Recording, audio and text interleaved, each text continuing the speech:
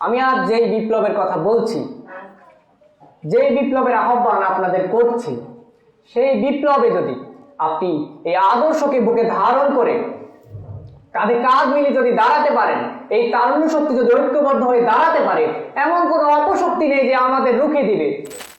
আমাদের যুব সমাজের লক্ষ্য উদ্দেশ্যের কথা যদি বলি, লাইফের যে গোল, এখানে আপনার 100 জনের মধ্যে 99 জনই সেট করে যে আমরা বাড়ি গাড়ি করবো, অর্থ বিগ্রহ জমা করব, আমাদের একটা পোস্ট হবে আলাদা, ভালো একটা র্যাঙ্ক হবে, সমাজের মানুষ একটা রেসপেক্ট করবে আমাদের।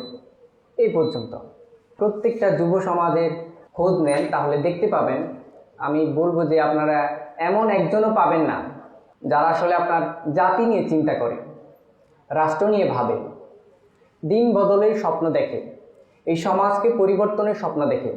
এমন স্টুডেন্ট খুবই কম। কিন্তু এটা হওয়ার কারণ কি? কেন তারা দিন বদলের স্বপ্ন দেখে না? কেন তারা জাতি নিয়ে ভাবে না? কেন তারা রাষ্ট্র পরিবর্তনের নিয়ে ভাবে না? কেন? এটার মূল কারণ হচ্ছে ব্রিটিশরা আমাদেরকে 200 বছর শাসন করেছে, আমাদের গোলাম বানিয়েছে।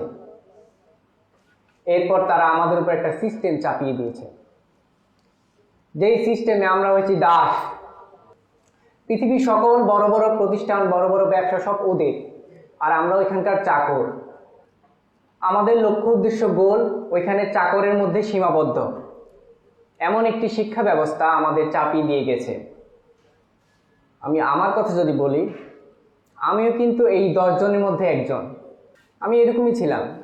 এখানে একটা টুইস্ট হচ্ছে, এরই মাঝে আমি সাক্ষাৎ পেলাম এক মহামানবে, যে আমার চিন্তা চেতনাকে পরিবর্তন করলো, যে আমাকে স্বপ্ন দেখালো দিন পরিবর্তনের, যে আমাকে স্বপ্ন দেখালো রাষ্ট্র পরিবর্তনের, যে আমার সামনে তুলে ধরলো এই সমস্যার সমাধান, সকল সমস্যা চিহ্নিত করলো, আমাকে দেখিয়ে দিল চোখে আঙ্গুল দিয়ে, দেখো তোমার সমস্যাগুলো কোথায়। সূরা বাকারার 30 নম্বর আয়াতে আল্লাহ বলেছেন, মানে মানুষকে আমি খলিফা হিসেবে সৃষ্টি করেছি।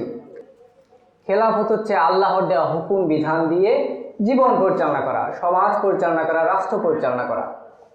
এখন আমরা কি এটা করতেছি? আসলে আল্লাহর হুকুম বিধান দিয়ে জীবন পরিচালনা করতেছি? কিন্তু আল্লাহ তো আমাকে সৃষ্টি করছেন তার খলিফা হিসাবে, তার খেলাফত করার কথা না আমি? কিন্তু আমি করতেছি না, যার কারণে এই সমাজে এত অশান্তি। আমি এখন চিন্তা করি কিভাবে এই সমাজকে পরিবর্তন করা যায়, কিভাবে দিনকে পরিবর্তন করা যায়, এই বর্তমান সিস্টেমকে কিভাবে পরিবর্তন করা যায়। আমি এখন চিন্তা করি কিভাবে আমার জীবনকে জাতির জন্য আমি বিলিয়ে দিতে পারবো। এখন আমি চিন্তা করি কিভাবে এই অন্যায় অবিচার সব কিছুকে নির্মূল করে শান্তি প্রতিষ্ঠা করতে পারবো। আমি আজ যেই বিপ্লবের কথা বলছি, যেই বিপ্লবের আহ্বান আপনাদের করছি, সেই বিপ্লবে যদি আপনি এই আদর্শকে বুকে ধারণ করে কাঁধে কাঁধ মিলিয়ে যদি দাঁড়াতে পারেন, এই তারুণ্য শক্তি যদি ঐক্যবদ্ধ হয়ে দাঁড়াতে পারে, এমন কোনো অপশক্তি নেই যে আমাদের রুখে দিবে। এমন কোনো অপশক্তি নেই যে আমাদের সামনে দাঁড়িয়ে বলতে পারবে যে তোমরা প্রতারিত হবা। সেই আদর্শ, সেই তাওহীদের বার্তা নিয়ে আমি আজকে আপনাদের সামনে এসেছি, আপনাদের সামনে দাঁড়িয়েছি, আপনাদের সেই কথাগুলো বলতেছি, কারণ আমি সেই আদর্শ পেয়েছি। আমার দায়িত্ব আমার মতো যারা প্রতারিত হচ্ছে যে সকল তরুণ, তাদের মাঝে এই আদর্শ তুলে ধরা। এই তারুণ্য শক্তি আজ ভুল পথে পরিচালিত হচ্ছে। বিভিন্ন রাজনৈতিক দলের নেতাকর্মী তাদেরকে ক্ষমতায় বসানোর জন্য, তাদের স্বার্থের জন্য সাধারণ শিক্ষার্থী বারবার জীবন দিয়েছে। তাদের সামনে তো আদর্শ তুলে ধরা হয় নাই। যদি আদর্শই তুলে ধরা হতো, তাহলে একই ক্যাম্পাসে একই শ্রেণীতে পড়া 2 শিক্ষার্থী একজন আরেকজনের বুকে ছুরি বসাতো না। যদি আদর্শই বসানো হতো, তাহলে একই শ্রেণীতে পড়া 2 জন শিক্ষার্থী 2 মতাদর্শে বিভক্ত হতো না। তাদেরকে ওই আদর্শ শিক্ষা দেওয়া হয় নাই। আমাকে যে আদর্শ দেওয়া হয়েছে, সেই আদর্শ হচ্ছে প্রত্যেকটা তরুণ তরুণীকে সকল তন্ত্র মন্ত্র মতভেদ ভুলে ঐক্যবদ্ধ হয়ে একটা কথার উপর আসবে যে আমরা আল্লাহর হুকুম ছাড়া কারো হুকুম বিধান মানি না। আমাদের কাছে সেই বিপ্লবী নেতা আছে, যেই নেতা আমাদেরকে আদর্শ দেখিয়েছে, আদর্শ দিয়েছে, সত্যের পথ দেখিয়েছে।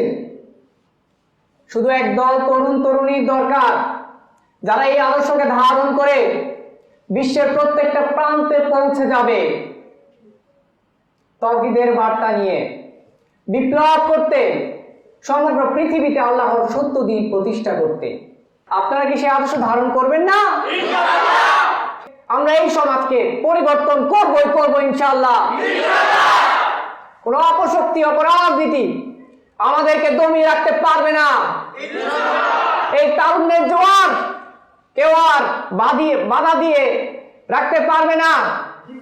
তারুণ্যের জোয়ার যে পুরো বাংলাদেশে সৃষ্টি হয়েছে, যে আদর্শে পুরো তারুণ্য শক্তি আজ দাঁড়িয়েছে, সেই আদর্শ আজ পুরো বাংলাদেশে ছড়িয়ে গিয়েছে। সভ্যতায় শূন্যতায় ভোগান্তরে জাতিকে আমরা একটা সভ্যতা উপহার দিব। আপনারা কি প্রস্তুত? আপনারা কি প্রস্তুত? আল্লাহর সেই বিধান প্রতিষ্ঠার জন্য আপনারা কি প্রস্তুত? ইনশাআল্লাহ আমরা এই আদর্শকে ধারণ করে প্রত্যেকটা অঙ্গনে পৌঁছে যাব। আমাদের আদর্শে উজ্জীবিত হয়ে তাওহীদের ছায়াতলে মানব জাতি আসবে ইনশাআল্লাহ। আমি আমার সংক্ষিপ্ত বক্তব্য এখানে শেষ করছি। সকলের প্রতি সালাম। সালামু আলাইকুম।